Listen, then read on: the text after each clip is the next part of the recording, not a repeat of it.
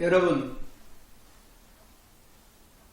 남 앞에서 발표하거나 중요한 시험, 면접 시험 볼 때, 그리고 여러 사람 앞에서 무슨 말을 하게 될 때 굉장히 긴장되고 떨리죠. 왜 그러겠습니까? 뭐 한마디로 말하면 자신감이 없기 때문에 그러겠죠. 배짱이 없기 때문에. 그런데 어느 신체 모션만 취하면 순간적으로 자신감이 솟아나고 배짱이 요소를 하는 그런 심리학적 기법이 있어요.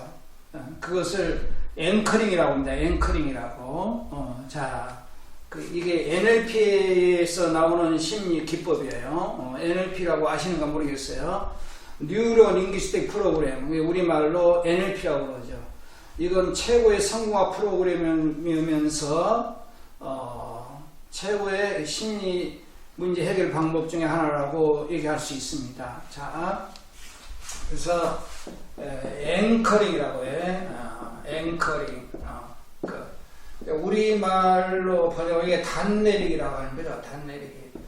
우리 그 바다에 뜨는 배가 있지 않습니까? 배가 이제 항구로 돌아오잖아요. 그러면은 그전에는 작은 배들이 많았는데 그 배가 항구에 돌아왔는데 그대로 놔두면 파도에 휩쓸려서 바다 저 멀리 배가 나가버릴 수가 있어요. 그러니까 그 항구에 오면은 그 땅에다가 말뚝을 박고 다들 묶어 놓죠.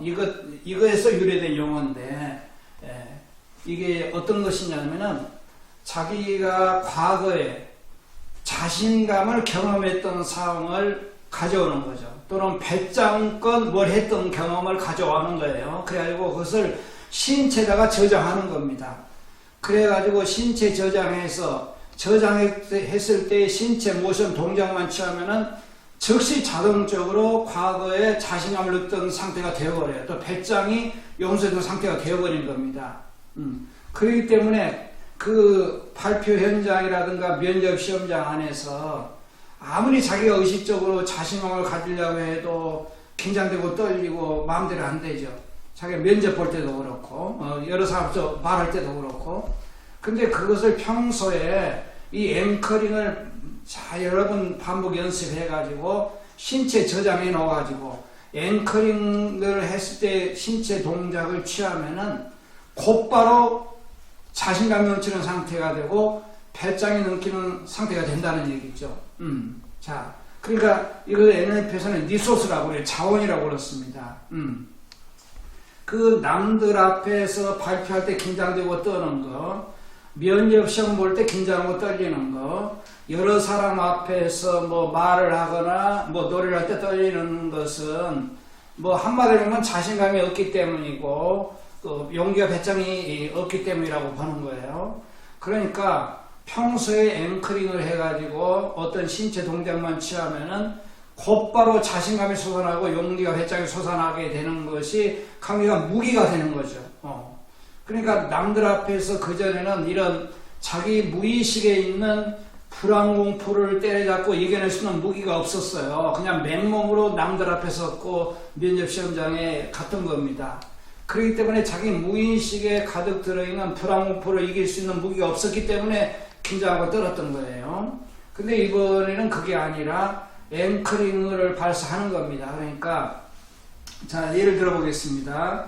그러니까 중요한 것은 과거에 자기 경험을 찾는 게 중요해요. 과거에 자기가 조금이라도 자신감을 느꼈던 거, 뭐 자신감을 강하게 느꼈던 게 있으면 물론 더 좋겠죠. 용기나 배짱을 느꼈던 그때 기억을 찾는 거예요. 그래가지고 눈을 감고 마음을 평화롭게 한 다음에 가벼운 체면을 좀 걷는 더 좋겠죠. 그래, 과거로 가가지고 당신이 과거에 자신감을 느꼈던 거, 그 사람마다 다르겠죠. 자신감을 느꼈던 사람, 배짱을 느꼈던 거. 어떤 분은 이런 얘기도 하던데, 자동차 운전 면허 시험을 10번 만에 합격했다. 그래서 그 시험장에서 합격 소식을 들었을 때 최고로 자신감이 솟아났다. 하늘을 날듯한 그런 기분이었다. 그러면 그때 기억 속으로 가가지고 그때 기억을 오감으로 체험하는 거예요. 그러니까 당신이 과거에 그 10번 만에 자동차 운전면허시 합격했을 때 최고로 자신감이 높고 하늘 닿듯이 아주 용기와 배짱의 영선잣대를 돌아가가지고 그 오감으로 떠올려야 됩니다. 오감은 시각, 청각, 촉각, 후각, 미각이죠.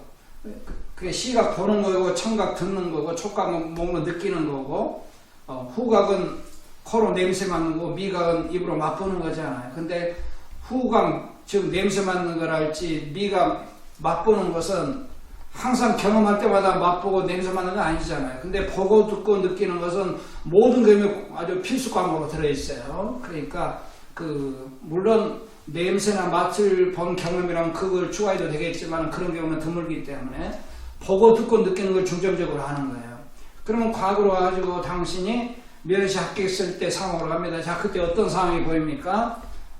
내가 막 너무나 기뻐서 그냥 환호성을 지르는 모습, 사람들이 막 박수같이 불고 막 칭찬해주는 모습, 그 다음에 내 가슴이 뭉클하고 하늘같이 너무나 기쁘고 자신할 수 없는 그 느낌, 이걸 계속 느끼고 경험하면서 그때와 똑같이 이렇게 경험하고 느끼는 거예요. 오감으로 경험하면은 과거 일도 실제처럼 뇌는 받아들입니다.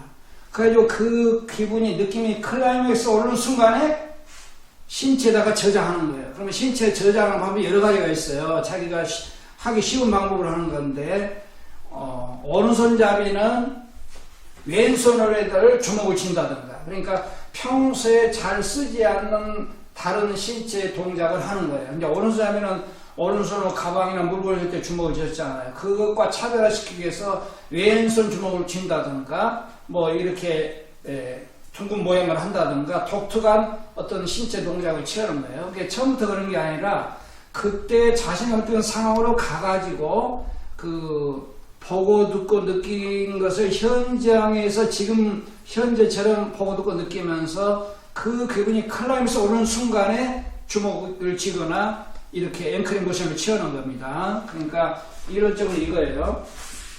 기분이 클라이맥스 오른 게 100%라면은 이 힘이 올라가죠. 그래가지고 95% 정도 올라왔을 때부터 앵커링을 이게 하는 거예요. 그런데 이제 고조된 기분이 항상 100%에 머무는 건 아니죠.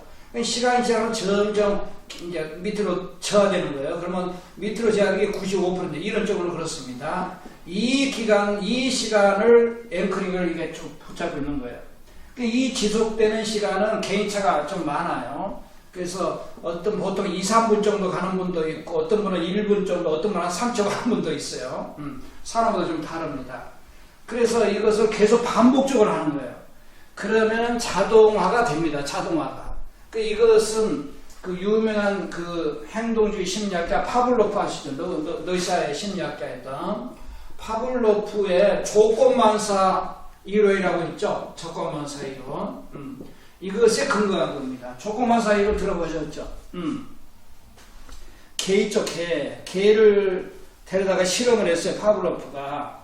자, 땡 종소리 울리고 나서 즉시 개가 좋아하는 음식을 줬고, 좀 이따가 종소리 땡 울리고 또 개가 좋아하는 음식을 줬고, 그렇게 수십 번 반복했어요. 그러니까 개가 눈치를 챘죠. 종소리가 울린 뒤에는 내가 좋아하는 음식이 나오더라. 그게 딱 이제 개가 그렇게 기억하고 있죠. 그러니까 종소리만 땡 울렸다면 자동으로 침을 질질 흐르는 거예요. 저 음식을 주지 않더라도. 그래서 종소리는 개가 침을 흘리기 위한 조건이 된 거죠. 이게 조건만사 원리입니다.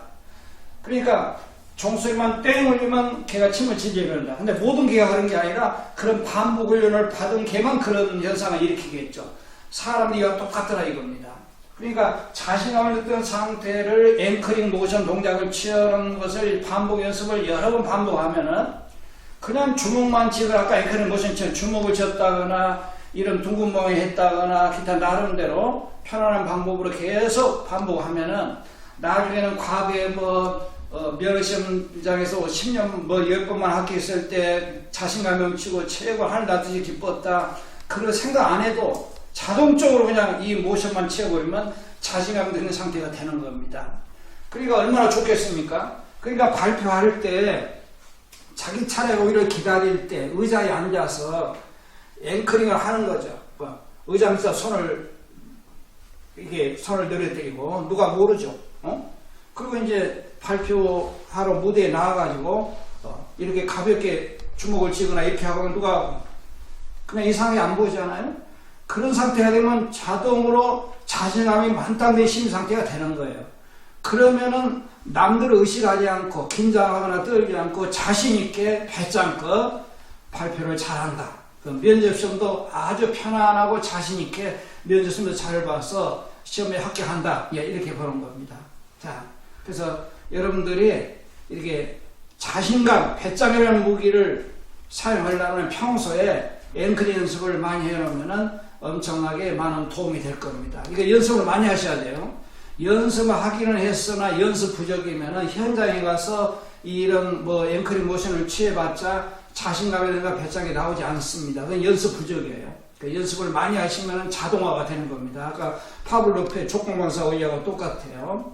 근데 이게 앵커링이 만들어졌잖아요. 근데 이것을 날마다 활용을 하고 연습을 많이 해야 됩니다. 상상 속으로.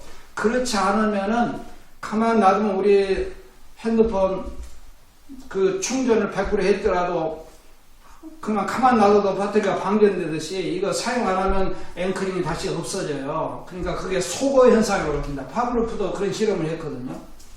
그러니까 그 종소리만 땡 울리면 침을 질질 흘리는 개가 이제 나중에 파블로프가 이랬어요. 종소리 울리고 나서 개가 좋아하는 음식을 주지 않았습니다. 그거 여러 번 반복했더니 개가 눈치챘죠. 아, 종소리 울려봤자 그 개가 자기가 좋아하는 음식 안 나온 거 알아가지고 나중에는 종소리 울려도 침을 흘리지 않았습니다. 이걸 소거됐다 이렇게 봐요. 그러니까 앵커링도 똑같습니다. 앵커링을 완전히 만들었다 하더라도 날마다 상상으로 그 연습을 해야만이 앵커링이 계속 지속되는 거예요.